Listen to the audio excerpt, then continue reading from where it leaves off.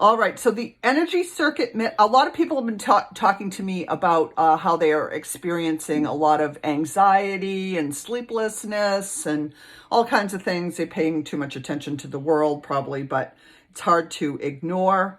Headaches, things like that. And this meditation is very good for that. So if you wake up in the middle of the night at 2 o'clock in the morning, instead of being upset about being awake, it's a good thing to do one of these practices. And it's a great time. You can say, oh, gee, I'm awake. I can now practice Shiva Tantra meditation. And the energy circuit meditation is a fantastic one for the middle of the night because it really de-stresses you. And that's kind of what we need right now. So I want to talk about our central channel. Most people talk about the central channel as being parallel to the spine. So think in terms of the perineum and then the crown of your head.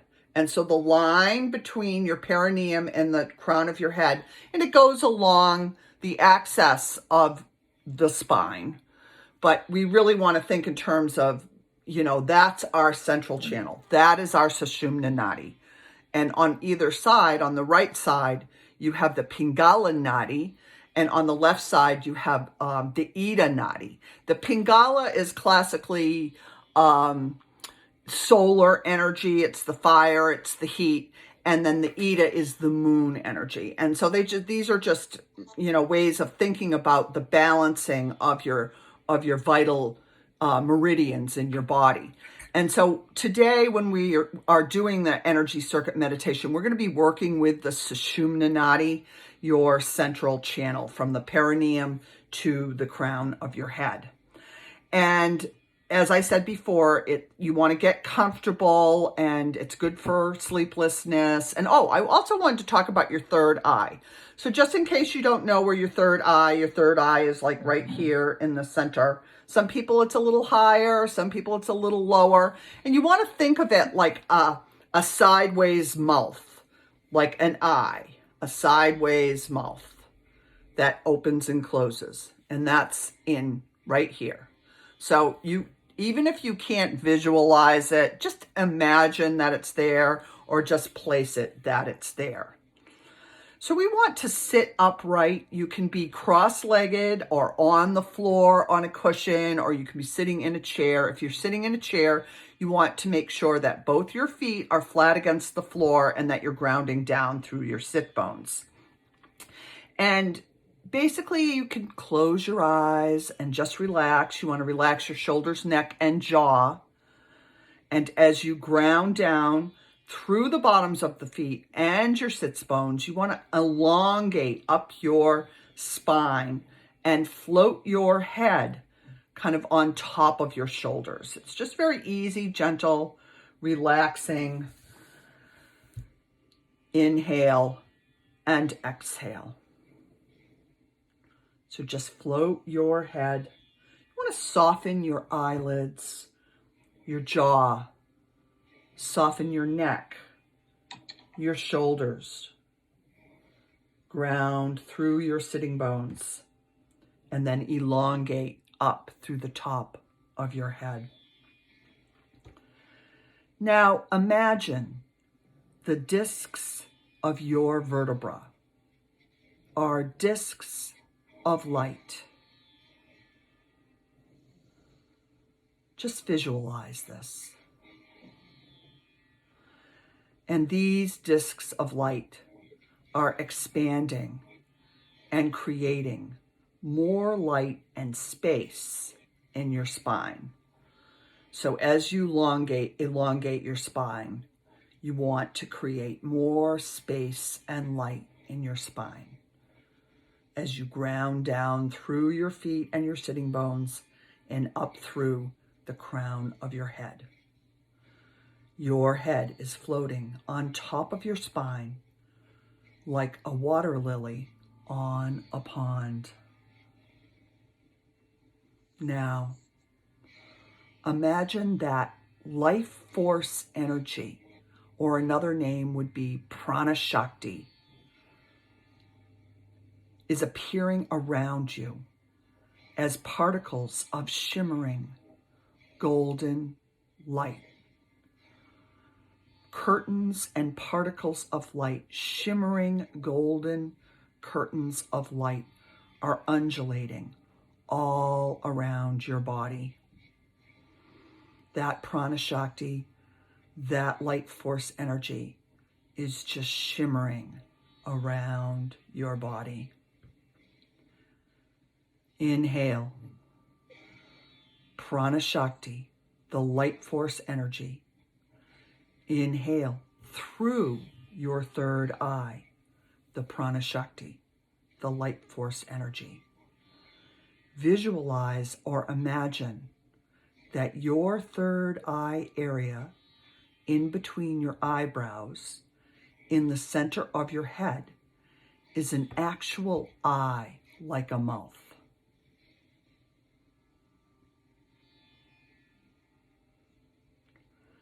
The structure of it is like a sideways mouth.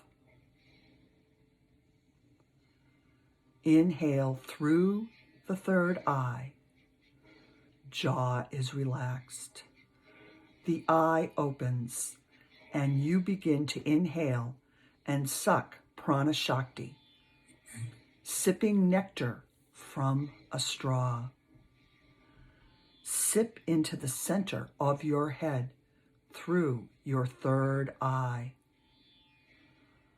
Pulsations like a tiny sun, brilliant golden sunlight fill your head. Exhale. Inhale the golden light into the tiny sun, into a glowing, incandescent sun in the middle of your head. Exhale. Inhale, feeding the ball of white light, the Prana Shakti, ambient, radiant, life force energy. Inhale. Exhale, breathing at a natural pace. The tiny sun becomes bigger and brighter. Inhale. Exhale. Inhale through the third eye, feeding prana into the ball of white golden light in your head. The tiny sun becomes bigger and brighter. Now, place the tip of your tongue on the roof of your mouth. Gently, easily, almost no effort. Tip of your tongue on the roof of your mouth. Continue breathing at a natural pace, feeding the prana into a ball of golden white light in your head.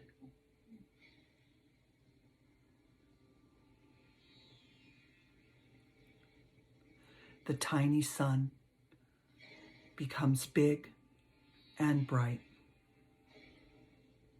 and there becomes so much light in your head that a waterfall of light spills out from your palate and cascades down on your subtle body to your pelvic floor. So just imagine a waterfall of light flowing out from your head down to your pelvic floor. Then on your inhale, through your central channel, pull the light back up into your head. Exhale, waterfall of light spilling out, blessing you, pooling at the pelvic floor. Inhale up through your central channel. Keep it up. feeding the ball of golden white light in your head. Let some of that energy, that light, spill out from the highest point of your palette. It spills down like a waterfall. The light of the incandescent, radiant sun in your head spills like a golden shower down the front of your body, pooling at the pelvic floor. The radiant energy blessing you. Inhale through your spinal column and back up to the head, creating a circuit of energy. Continue letting the energy spill down from the palate to the pelvic floor. Inhale, up through the central channel. Exhale, spilling down to the pelvic floor. If it helps you, you can tip your head back on the exhale and forward on the inhale if that's something that feels good for you. Continue. Inhale, up the central channel. Exhale, spilling over like a waterfall, a continuous waterfall. Inhale through the central channel. Exhale, waterfall. A golden circuit of light, nourishing you, rejuvenating you, renewing and refreshing your energy body, activating your inner energy, light force energy, your Prana Shakti. Inhale. Exhale, waterfall. Continue. Inhale through the central channel. Exhale, waterfall of golden particles, illuminated light, pelvic floor. Inhale, up through the central channel. Exhale, waterfall of light. Continue.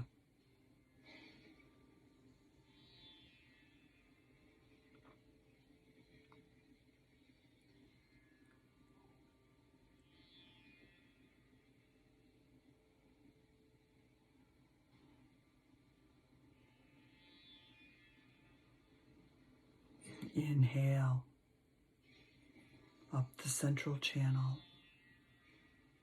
Exhale, golden waterfall of light. Relax a bit. Notice how the energy circuit and waterfall is activated and practically happening on its own. Inhale, up through the central channel. Exhale, waterfall of light cascading down to your pelvic floor, radiant, shimmering, the radiant energy blessing you. I invite you to say this mantra to yourself or out loud if you feel guided. I can call it, you can respond. Om Namah Shivaya.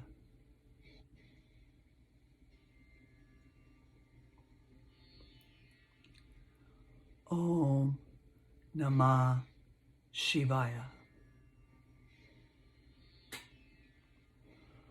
Om Namah Shivaya.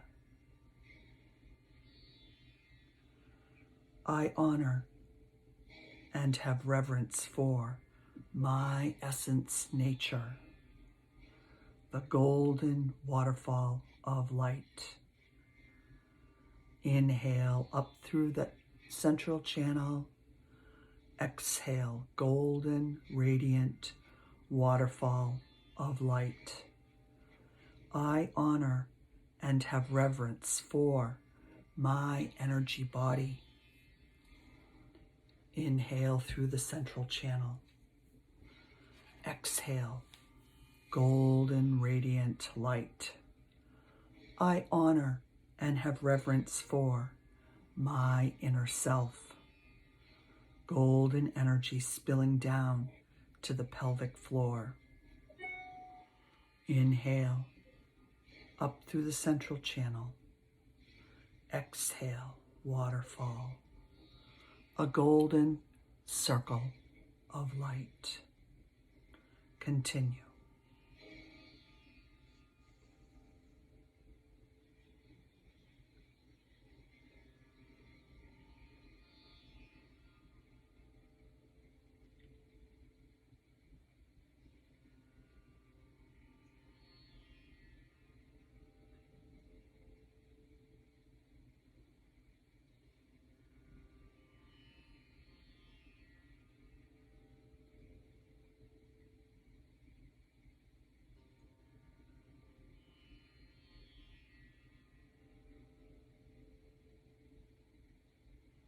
Inhale, up through the central channel. I have reverence for my inner self. Exhale, spilling down, golden light to the pelvic floor. A golden circle of light.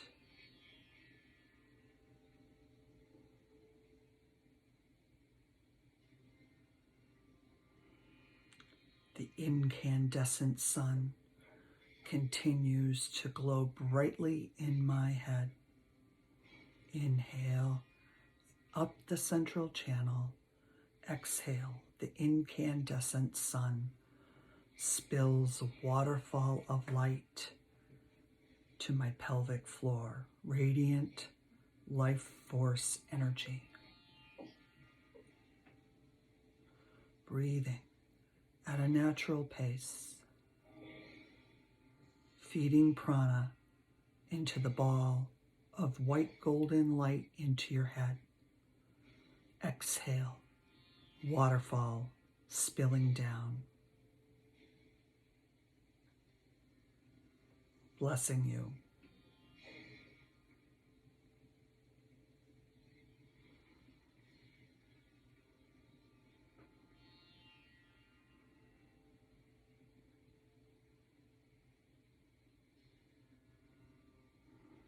Now very slowly,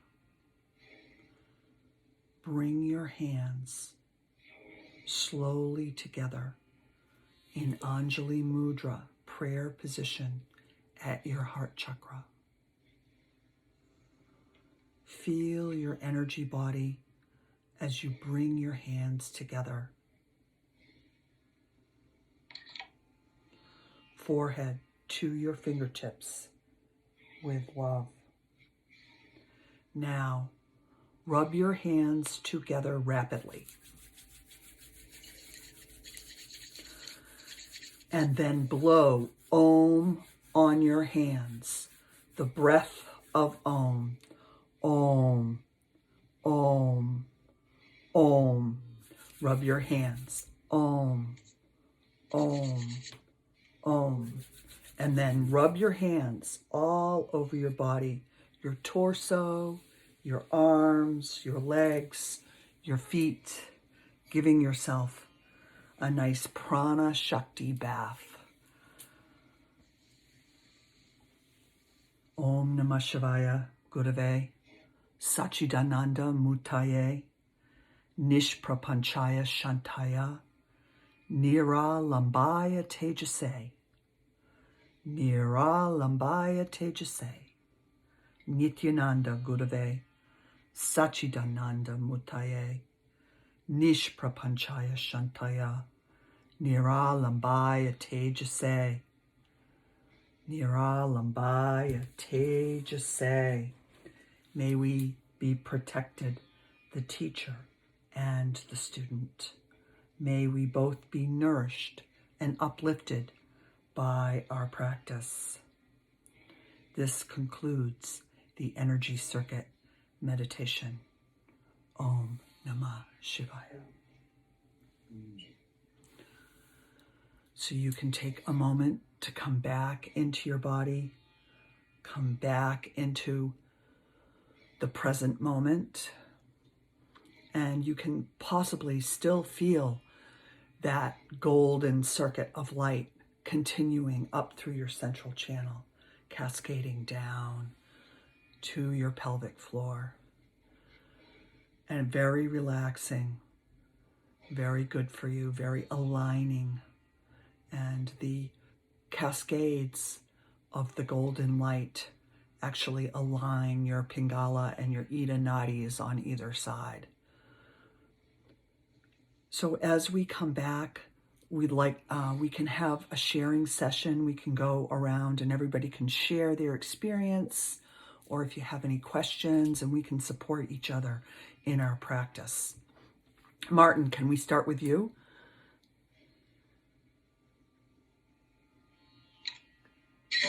Sure. I love, I've been listening to your practices, on the Spotify, and I've been doing these for a couple of weeks since I met you, and it's great. I love, how the tantrikas put it, that there's a practice for everyone. You know what I mean? And because everyone's different and stuff. But for me, the reason I resonate so much with the Tantra is because I did get I noticed the sensations in my body before I even knew what I was doing. And you know what I mean? It just happened. I do. It was that spontaneous. And that was the first time in my life that I started doing things that felt right to me in my own body. And those choices are different, so that I live my life and it feels right to me. I'm not living for someone else or some idea of this is how it should be, So it's, I continuously listen to my body, and that's just the way I do it. And I love life. The clouds speak to me. Good job. Right? So I don't know. But, well, that's the thing. That's why we're doing this, and we're going to do a different practice every week, because not every practice resonates with everybody. And this might resonate with you and not with someone else. So that's why we practice different things. And when you hit on that one thing that gets you, and you start just automatically doing it within yourself all the time, then that's when you really start practicing. That's when you have the love for it. A lot of people go, well, I'm resistant to meditation. It's really just starts happening. You don't do it. It starts doing you. And that's why we practice different things, to see if it starts doing you. Good, Martin. How about you, Dave? How's it been for you? I really liked the inhaling through the third eye. That was really, really cool.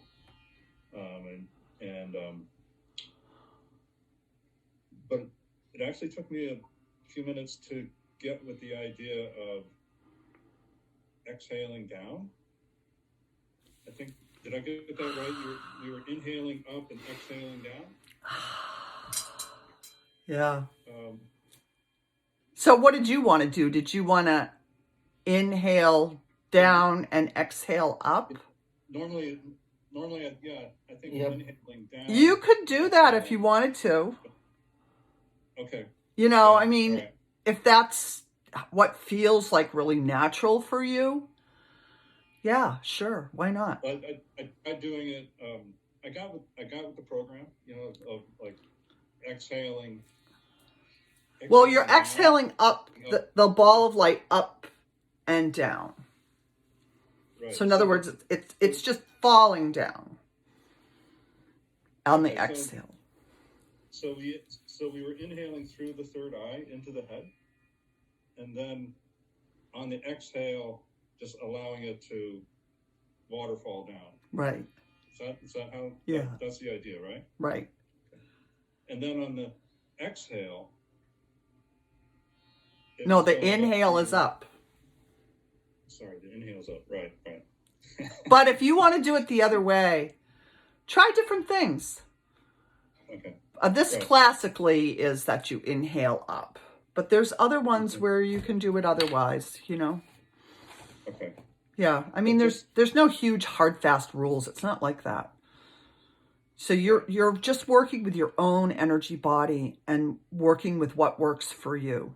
So and when you try a new practice, it often feels like that. Like I'm trying to rub my belly and my head in opposite directions, and I can't do that. But if you practice it, that's why you don't sit down at the piano and play the piano right away. You have to practice. So when you practice it and then it integrates into you, it's never easy at the beginning. Okay. Never. So if it feels more natural to just do what works, basically. You can. Yeah. But at the same time, you also don't always want to resist everything. And if like generations and generations of yogis have been doing it this way, give it a try. Oh, yeah. Yeah, you know what I mean? I agree. Give it a try. Absolutely. All right. Well, thank you for your sharing. And Richard, this is your first time with us, and this is only our third week, though. Okay, great. So, how is that for you? I think I want to join in every Sunday. I think this is a great thing. I really enjoy it. I think doing practice together with others is a really, really good thing. I take it very seriously.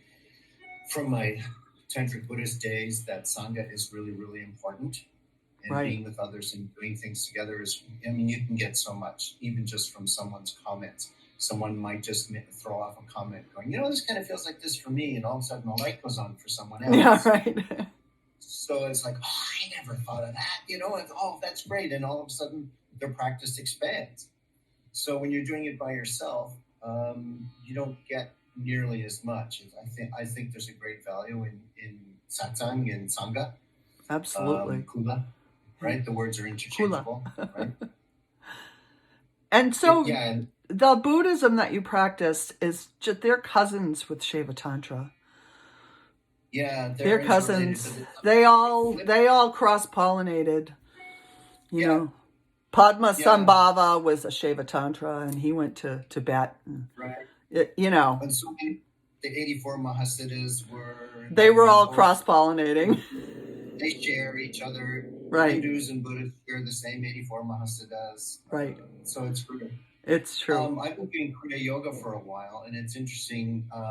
This whole practice that we did today had just a slightly bit more animation to a Kriya practice, which is great. It just reinforced it. Yep, very similar. Breathing a sun into the center of the head and breathing in through the brow chakra was great, and it just expanded that even more for me. It's quite beautiful. I really enjoyed it. Right. Well, we have another meditation that we can do, and maybe we should do it next week, which is bridging the third eye to the crown of the head. And that's just another one. And that's from the Vijnana Bhairava Tantra. And that's just a practice that I practiced a lot. But anyway, we'll go on. Carla, how are you? How's Argentina today? Summer was coming, and then now it's winter. I mean, it's 10 degrees. It's very strange. We had wind from Patagonia coming in. So I felt very relaxed. But something is very important to me. What happened when I started with Tantra, that when you use the words in a very precise way, when you say, for instance, it's difficult for me to visualize. But if you give me the permission to imagine, then it comes. Yeah. I never thought I could just imagine. Because I thought, imagine is just illusion. It's illusion. But then, when I start imagining, I could almost feel the light in the spine, and then also I could almost see the third eye. So it was different, and then that made me very relaxed. I lost some resistance. It was the resistance of you have to visualize. Because this idea I had to visualize, and I couldn't do that. And then now you just imagine it, and it's fine. That's so great. And then it's very good because I can do that in any moment of the day. I can walk around, I can do my Right. dishes, I can cook, and then really imagine instead of going with my thoughts, with my thinking around. I just imagine third eye, imagine the column of light. I can anything. Beautiful. Very good. Good practice. Good job. All right, Sankahil, tell me your name again so that I say it right. Again? Again. It's Sankanil. Sankanil. I got it. Yeah. How was the meditation for you? Sanka Chakra Gadapada, like Vishnu. Sanka. Sponge. And Neil is the color blue. Ooh, beautiful. Sankanil. I got it now. The blue bindu. The blue bindu, exactly. Yeah. Yeah, so it was great. Thank you for the wonderful guided meditation. And the third eye, inhale through the third eye, it was really new and it felt really alive for me. You know, when I was trying to imagine the inhalation of the Prana Shakti to the third eye. And like Dev, I was used to the Hamsa meditation, which Harish teaches, and which is like inhale down and exhale up. So in the beginning, I was a little. All right, we did Hamsa last week. I see. Yeah. Yeah. Yeah, but then I slowly got used to it. Yeah, it's good. Thank you. Thank you. So I have a couple other things I want to talk about. It before we do that, does anybody else have any questions or concerns or something they need support on? Yeah, Martin, go ahead. So, and this is why I like this as opposed to my yoga classes where we just do yoga and then don't talk about it afterwards, because I don't have the names on here. It's not like Zoom, but the second man who spoke on, how it was different and challenging to do the breath, and it took a second. It's funny because I remember, like, and it's not that I have anything figured out, but I just remember that, like, meditation practice is not a thought, it's a practice. And like when I did my chakra meditations that I learned just from Insight Timer, right, and I kept focusing on those chakras inside my body, and then like there was a wheel that went around me.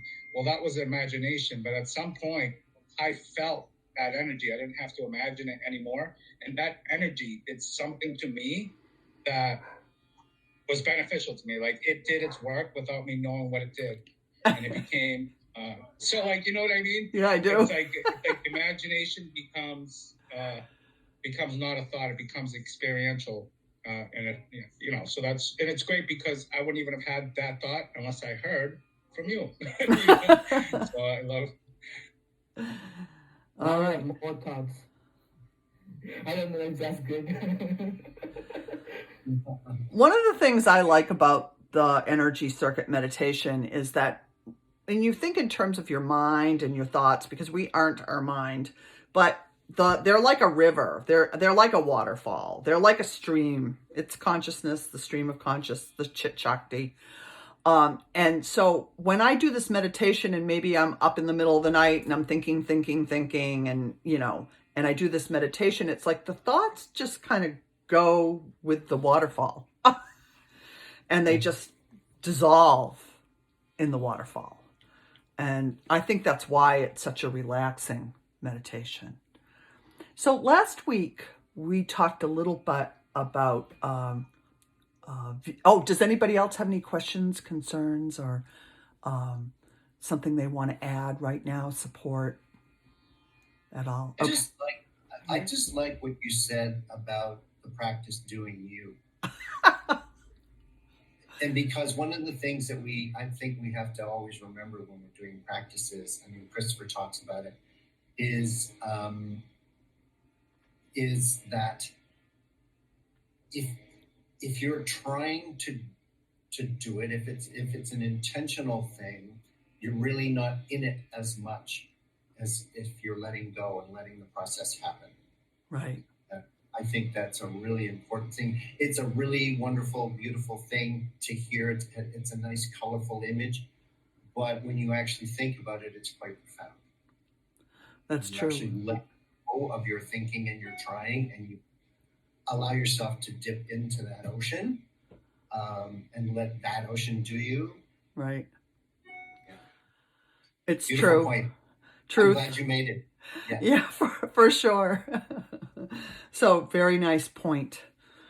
Yeah. And then sometimes when you're doing the practices, like I was doing this practice earlier because I was getting ready to do this meditation with you. And while I was doing it, and Martin mentioned something like this, I felt like this incredible circle of energy going around me, like almost like this chakra around my head. And it's funny that you mentioned that. And so sometimes these other things pop up and you're like, hey, I wasn't imagining that. And there it is. So if you feel something like that and that happens to you, hey, just go with it. It's like just part of it. It's like the Shakti starts showing you. We think we're showing the Shakti. The Shakti shows us. The life force energy shows us for sure. All right. So last week, I just want to touch on one thing. We talked about Vikalpa Chaya. And Richard, you mentioned that you took the Recognition Sutras course. Do you remember what Vikalpa Chaya is? Vikalpas, the story of the mice. I told this story last week where the mice are swimming in the milk or the cream. And I don't remember that part. all right, I'm going to tell the story real quick. I'm going to tell the story real quick. Yeah. Okay, so what a Vikalpa is that the mice are swimming in a cup of cream. They both fall in. And one of the mice says, I'm never going to get out. I'm swimming, swimming, swimming. I'm never going to get out. And like closes his eyes and sinks to the bottom and drowns. And the other mouse keeps swimming around and around. And he just keeps swimming and he doesn't think anything. He just keeps going, going, going. And then all of a sudden, just as he's about to lose all his strength, the cream turns into whipped cream and he's able to get up over the rim and save himself. Mm-hmm. And so in the Western world, we would say, oh, well, just never give up. But in the Eastern way of thinking, or the Asian way of thinking, they would say the first mouse died of a Vikalpa. So he told himself a story and then he died of it. And we all know that the world believes its own stories and believes its own Vikalpas. And that's just the way the world is. They make up their own Vikalpas. They say they're true and then they believe them and it happens, you know. And so part of tantric yoga meditation is getting rid of your stories. And that's one of the ways you strip down. So in the Recognition Sutras, there is a meditation practice called Vikalpa Chaya. I believe it's in chapter 18 where they have several meditation practices. And you can look it up in your book or listen to it online. And this is where we go right before we start to tell ourselves a story. You know, my husband comes in and says, you know, you left the window open, you know. And I start telling myself the story, what a jerk, you know, or whatever. But I can catch myself right before and go, you're going to tell yourself a story about what a jerk your husband is to come in and tell you left the window open. And so you stop yourself. And that's Vikalpa Chaya. So in your meditation practice and in your daily life, you can just observe yourself. So when something happens to you and your mind starts making up a story about it, you can stop yourself right before you get into the little storyline and get really into the drama of it and just kind of breathe into it and let it process, kind of let it just move through you. And I just wanted to talk about that as something to start doing in your everyday life. So yeah. You'll find it. Vikalpa Chaya. Did you find it? Yeah. Do you want to read a little bit about it for us? Yeah, I can read the direct translation of the verse. Sure. Yeah. This the skillful means here are dissolving mental constructs, contraction and expansion of energy, pausing the flows, focusing on the beginning and ending point, and so on. Here, that is in the matter of expansion of the central power, the skillful means are the dissolution of mental constructs and the rest. It has already been suggested that the expansion of awareness, which is the center of all beings, arises by paying attention to one's authorship for the 5 acts and other methods already taught. But here another means is taught, a quite useful set of methods that shatters the necessity for all the systems of control as pranayama, mudra, and bandha. Yeah, so Kesh Maharaj calls this the easy method because you just kind of, there's a couple things you can, like he mentioned, you can start at the beginning or the end of the thought and dissolve it. And one of the ways you can dissolve it is in your meditation practice is to expand it and contract it, expand it and contract it. So you give it like a type of energy to dissolve it. So you dissolve it before it starts. And we can do some Vikalpa Chaya. I actually have some Vikalpa Chaya meditations that we can do in the future. But just to kind of set it up for doing the Vikalpa Chaya, just kind of start noticing the stories in your life. Start seeing it and maybe check out that chapter in chapter 18 because we could do that.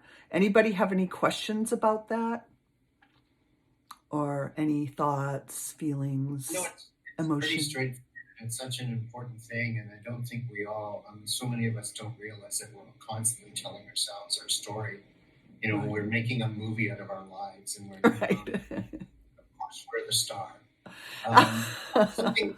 Something Byron Katie, and I'm sure everybody's aware of Byron Katie, Yeah. or some are. I mean, that's one of the most important things I got from her. I don't study her. I went to see her speak. A friend dragged me up to see her. The only thing that I really got from her that was really profound is when she asked the question, she said, "Who are you without your story?"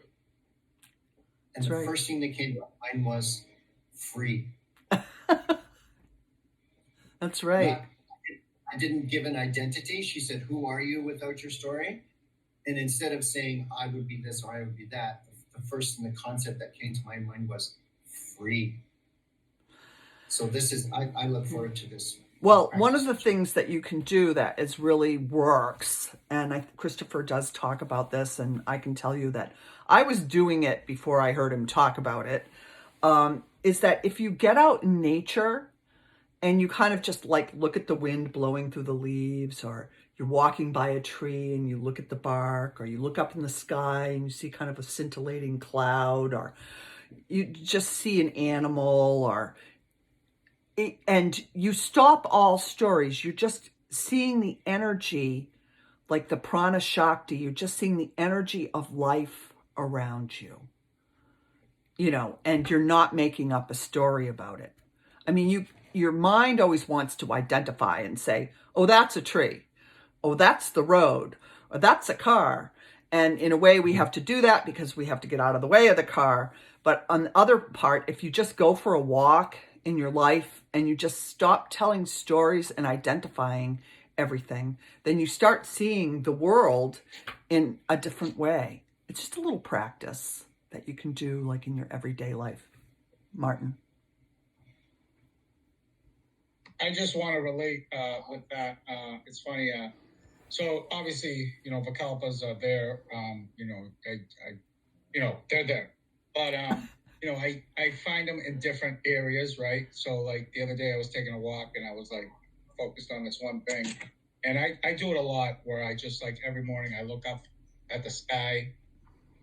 I was at like this whole thing within my perceptions, and when I do that, I release from that immediate thing I'm thinking about, and what is around me is space. It's spaciousness. There's so much space, and it opens up. It's like expansion, Right. like not thinking just. And then also, there's different types of stories. Like I am in recovery from addiction, and that was a story and a half. Let me tell you, more about shoulds and have tos, more about shoulds and have tos than any substance, and I will tell you that as a fact, And but there's places that I'm now entering into my life, right, where I didn't feel comfortable before, and I go in those places, and sometimes my body will or the story is like, you don't belong here, you don't belong here. And sometimes I've had to leave and realize that it was myself telling myself that story. And then other times, I actually was able to do it there where I had some thoughts and I'm like, wait a minute, let me just, let go of this thought and just, I'm here, nothing's going to happen. And like, when I do that, I find more of myself because I'm now in a place where I couldn't imagine myself. And that's in my experience. And that becomes part of my experience too, people, place. So it's like, so many of these limits in my life. It's not that I don't have work to do, but like I definitely created them myself. And as I lived within this one story. And I love meditation because it does this. Gives you space to happen. That's awesome. So that's so good. Yes. Anyone else? Personally, I found that cultivation of a second awareness, second attention is really helpful in your, day-to-day life when you are confronted with a story which normally you wouldn't realize it's a story you're believing in. But if you have that second attention and something to hold on to, you can step back and, oh, that's a story. Right. That's really, yeah. So that's actually another practice is second attention, where you have that spaciousness and then, something happens in your life and you connect back to the spaciousness. So you have two attentions going on. You have what's happening in front of you and you have that other attention and it takes you out of your own story. So second attention is a very powerful practice. Yeah. And eventually, if you do it enough, you're always doing it. And difficult. And very difficult. And difficult, right? Especially if it's emotional or, somebody really gets your goat. And then you're like, where's my second attention? It's gone. So I want to be mindful of time. We want to just keep this at an hour. So if we have anybody else who wants to share or, talk about anything for their own meditation support, their own practice, something you're doing or that you'd like to do or that you need to talk about, here's your chance. All right. Sounds like we're finished today then, if you don't have anything else. So I did record this. I'm going to try to put it up on my YouTube channel. It's just recording my face, so I don't know. Maybe I have to try to figure out how to record this screen. Or I don't really want to move to Zoom because I just think it's so much easier for us and I don't have to have an email list. I just put it up on Facebook. People can show up or not. I'm not doing it. Just seems easier. I mean, we could go to Zoom. We could go to an email list and all that. Maybe eventually we will. But, this just seems easy. Yeah, it is. Thank you for providing this service. All right. Well, you're providing it as well because eventually some of you are going to lead the meditations. Not just me. You're going to practice until you're ready to lead the meditation. Yeah. It was good to see you all. All right. And man, those are some beautiful plants you have back there. Oh. Yeah. Thanks. Thank you. Most of them I bought when they were only like this big. And this is a north window. And for some reason, the plants really like the light. And some of mine have gotten really big. Awesome. All right. Yeah. Thumb knuckles to the third eye. I know the truth. Namaste. Namaste. Till next week.